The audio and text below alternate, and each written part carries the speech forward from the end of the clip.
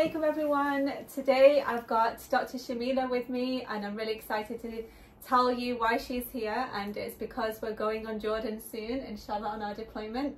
I did share a video earlier about our fundraising activity last weekend to raise some money for this charity Action for Humanity. I was hoping you'd get the full logo in the background, but we couldn't get it into the video frame. Okay. We tried so many times moving the camera around everywhere.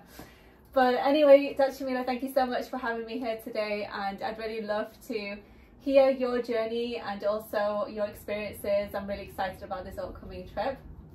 Okay. So please, can you start by telling us how you got into charity work, because you're a doctor by profession, aren't you? I am. I describe myself as a woman of many hijabs, take on wearing different hats. I am a mum of 6. My son and daughter-in-law are both my kids too, but I biologically have 4 kids and I have 2 grandchildren. I originally actually got married very young, had 4 kids in 5 years, and then alhamdulillah, and by the time I was 23, and set up a business being a hair, makeup and artist. It was after that I decided to do my A-levels and do my medical degree. So I've come into medicine and in humanitarian work from a very unconventional point of view. Went into my foundation year, my GP training, and it was really during that time that the Pakistan floods of 2010 happened, and there was an opportunity to go out with a charity called Doctors Worldwide, and that was really my first dip into humanitarianism. And I never looked back. Since then, I have been to Afghanistan, to Gaza, to Iraq, to Bangladesh, Pakistan, Lebanon, Syria, Yemen, all of these countries, alhamdulillah, on different humanitarian missions. And I've led some of those missions, which is quite, it's not common for women in the third sector, especially in the Muslim third sector, to have female leads. But alhamdulillah, I feel like I've been blessed to be able to have those opportunities. MashaAllah. Alhamdulillah. So can you tell us more about, have you been on this deployment before? Have you been to Jordan before? Have you been to the refugee camps before? And if you have, can you draw on some of your experiences and tell us about what you were able to do on the field? Okay, so yes, Jordan is not a new field office. We've been working there for some years now, and the refugee camps in Jordan are not like the ones that you will see in Syria. The kind of informal, internally displaced camps where you have the tents, etc. So, and you'll find that even in Gaza, even in Lebanon, where when the original cohort of people came, the original displaced people from Palestine, for example, and we know that millions of Palestinians are displaced from Palestine around the world, and especially in these countries that are around the Palestinian territories. So they settled in tents first. That's what you would have seen, refugee tents. And then when they weren't able to go back, then there were some more solid structures, maybe 1-story structures that were built. Over time, and we're talking about, 76 odd years ago, during that time, now what you've seen is the structures have been built on top of one another. So when we go into a refugee camp in Jordan, you will see very, very closely, densely built up places. They're buildings, really poorly built, many in need of renovation, and many are really not fit for human living, really.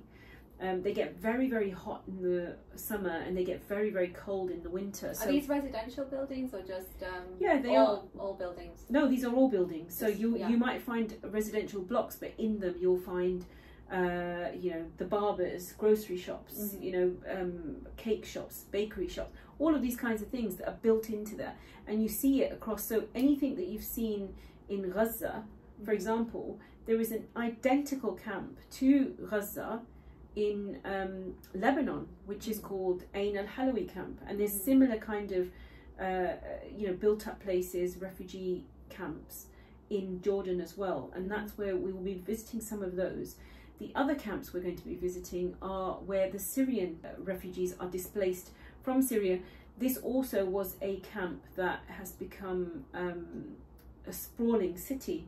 Many Syrian refugee camps turned into that because they were not able to go back to their beloved homeland.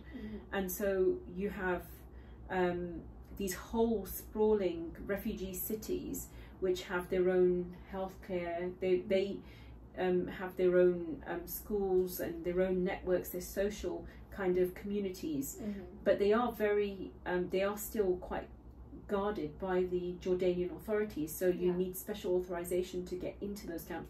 Not anybody can just get up and go to them.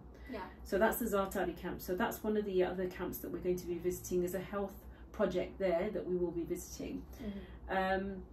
And also we will be seeing some of the Palestinian families, those that have been evacuated from within Palestine over these last few years, but especially since past October the 7th of last year. And we will be going to see them to provide cash assistance, because many of these people may not have regular recourse to public funds. And so we will be going there to break bread with them, hear their stories, be able to in some respects, sometimes it's just being that listening ear and validating that person's experiences and their hardships and their difficulties with humility. We want to make sure that when we're giving humanitarian aid, we do it as close to the Sunnah as possible. We maintain the dignity of that person sitting in front of us and that family. And there's lots of things that people get wrong in refugee camps, which we've got a training for later on, and we insist that everybody does that training. Safeguarding training, social media training, security training whenever they're going out on any deployment, not just Jordan. Okay, that's very insightful. So you speak of how the people there want to be heard, and so do you think that when they're visited by well, they can't have tourists because they have to have special entry, but it's almost like they're being seen by the outside world, by the charity workers that go in and have a chance to interact with them. And the thing is, once I remember somebody saying to me, oh, so you're kind of like being the voice for the voiceless. And I had to correct the brother. Firstly, they're not voiceless.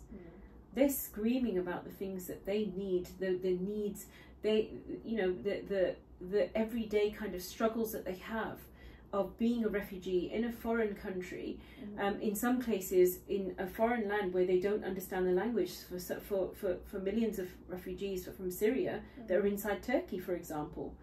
And they are also subject to racism, to I would call it immigration phobia, really. Which is a conversation that's dominated world news recently in many different countries. But we must understand that these people are, every one of them are human beings. They have their lives, their dreams, their ambitions, their goals that they want to, they want just like you and I. And it's about really being present with them and letting them know that you're going to carry their voices. This is what I often say about people that go on deployment. Be story carriers. When you're sitting there listening, anybody that goes to a deployment and they see the struggles, the difficulties, the trauma that people have been through, you cannot unsee that, you cannot unhear that. And you come back a changed person, because you suddenly realise what a privileged life we lead. Absolutely. And the fact that we have food on our table, we have money in our pocket, we have a roof on our head, makes us one of the top 1% elite people that live on the planet. And we should be utilising our resources and our blessings that Allah subhanahu wa ta'ala gave us for the other 99%. Absolutely. 100%. I think everybody should go out on a deployment at one point in their life, or do some work at your local homeless centre. I mean, this is going to be a very hugely educational for myself, and I really hope to track the journey and record all of it and share it with my viewers so that they can also see what is going on the ground in such difficult circumstances. How can people get involved? If someone watching wants to go on a deployment in the future, how can they get involved? Well, I always say you always ask God first. And then there's an online volunteer form that you can fill in so that we have your details.